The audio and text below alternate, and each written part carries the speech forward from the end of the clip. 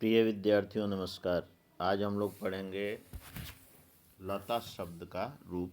लता शब्द स्त्रीलिंग और आकारांत है, तो इसमें आकार से अंत होने वाला शब्द आकारांत से कहते हैं। तो लता शब्द के रूप से जो है जितने स्त्रीलिंग जैसे सीता, लता, गीता, उमा, ये सारे शब्द जो है लता शब्द के समान चलेंगे। और इनको याद करके और इसको प्रयोग करके हम आगे बढ़ेंगे। धातु रूप का भी प्रयोग करेंगे। तो जो पिछली कक्षा में जैसे मैंने पढ़ाया था राम शब्द का रूप, तो अब इस बार ले रहे हैं लता शब्द को। विभक्तियाँ वही साथ रहेंगी और संबोधन के साथ ये इसका प्रयोग संपूर्ण होगा। तो देखें लता शब्द प्रथमा विभक्ति में लता, लते, लता। लता के प्रथमा विभक्ति में लता जैसे लिखते हैं वैसे ही रहेगा, इसके साथ विसर्ग आदि का प्रयोग नहीं करेंगे। लता प्रथमा विभक्ति लता, द्वितीय लते, लता के ऊपर एकार हो जाएगा लता, लते, लताह। जब बहुवचन करेंगे तो उसमें विसर्ग लग जाएगा। लता, लते, लताह, अथवा सीता, सीते, सीताह। ठीक है ना। ये लता मतलब प्रथमा विभक्ति एक वचन में एक लता, लते दो लताएं। और लता लड़कियों का नाम भी होता है। और लता ये लत्तर जो पेड़ पौधे पे चढ़ते हैं, इसको भी हम लता बोलते हैं। तो एक लता, लते दो लताएं, और लता बहुत सारी लताएं। ठीक है। इस तरह सीता एक सीता, सीते दो सीताएं, और सीता बहुत सारी सीताएं। दो सीता का मतलब दो सीता नाम वाली लड़कियां। सीता मतलब सीता नाम वाली दो से अधिक लड़कियां। तो ये स्त्रीलिंग का प्रयोग है, स्त्रीलिंग शब्द रूप है। फिर इसके द्विवचन में लताम, लते, लता। प्रथमा विभक्ति में जैसे बहुवचन में लता है, उसी तरह से द्वितीय विभक्ति के भी बहुवचन में लता है। ये शब्द रूप कैसे बनते हैं, इसके सूत्र भी होते हैं। जैसे विभक्तियों में रहने के लिए इसके प्रत्यय हैं। विभक्तियों के प्रत्यय हैं सु, औ, जस, अम और सस, टाभ्याम भिस, अंगेभ्याम व्यस, अंगसीभ्याम व्यस, अंगस ओस आम, इंगी ओस सुप। तो ये 7 विभक्तियों के लिए जो रूप होते हैं, ये ऐसे 21 जो प्रत्यय होते हैं, ये सौज प्रत्यय बोलते हैं। तो सौज स्मॉट ऐसे ऐसे इसका प्रत्यय है। और उसी तरह से धातु रूप के जो प्रत्यय होते हैं ती, तिप तस झी, सिप थस थस, मिप वस मस, त आताम झ, थास आताम ध्वम, इट वहिंग महिंग। ये कुल 18 प्रत्यय प्रश्नय पद और आत्मनेय पद में मिला के होते हैं। तो 9 प्रत्यय जो धातु के होते हैं, इन्हीं से शब्द रूप बन जाते हैं और उनके लिए अलग अलग सूत्र होते हैं। उनके जैसे प्रयोग है ये अगली कक्षाओं में मिलेंगे, इनके सूत्र के रूप में प्रयोग करना। और अभी जो है अपना प्रयोग है केवल शब्द रूप पर ही ध्यान देना है कि हमें शब्द रूप का ध्यान हो जाए। पहले शब्द रूप का निर्माण करना और इसका ध्यान करना है। इससे जब हमारा प्रयोग संभव हो जाएगा तब हम आगे में अगले सूत्रों के सहित शब्द रूप की व्याख्या को पढ़ेंगे।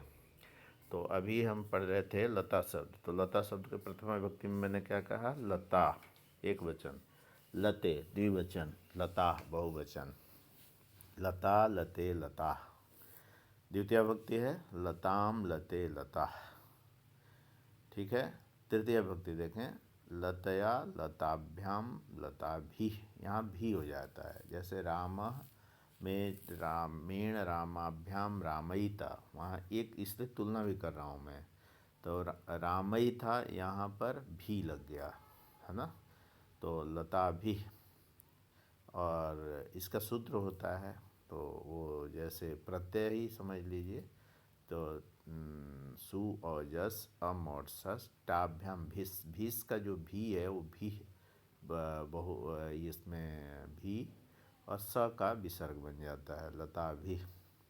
तो लताया, लताभ्याम, लताभि। चतुर्थी में होगा लतायई, लताभ्याम लताभ्यः, लतायै लताभ्याम लताभ्यः।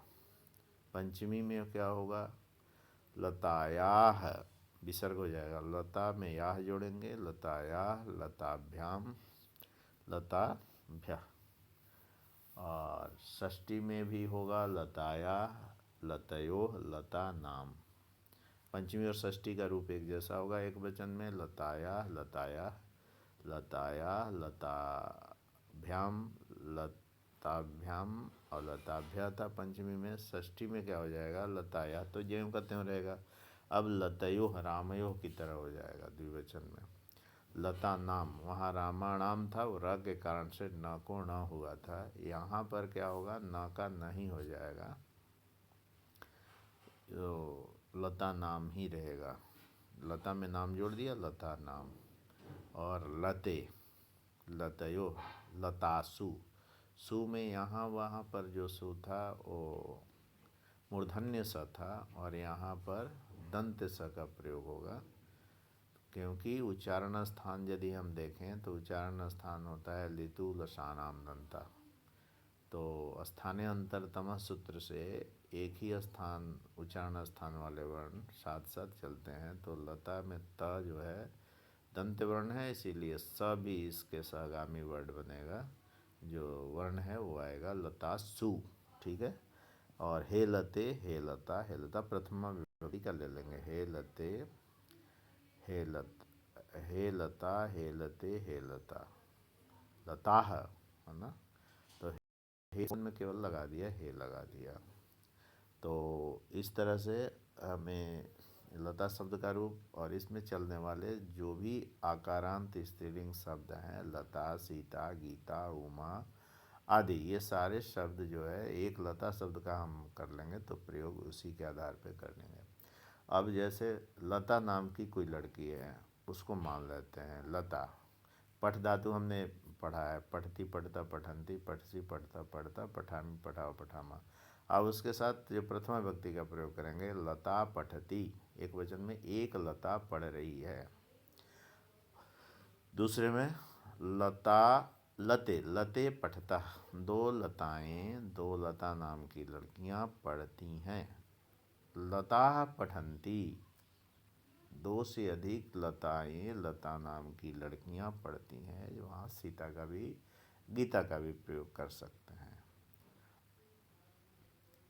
तो इस तरह से हमारा प्रयोग प्रथमा विभक्ति पे ही अभी हम फोकस कर रहे हैं, राम पे भी प्रथमा विभक्ति, फिर द्वितीय विभक्ति का भी प्रयोग हम सिखाएंगे।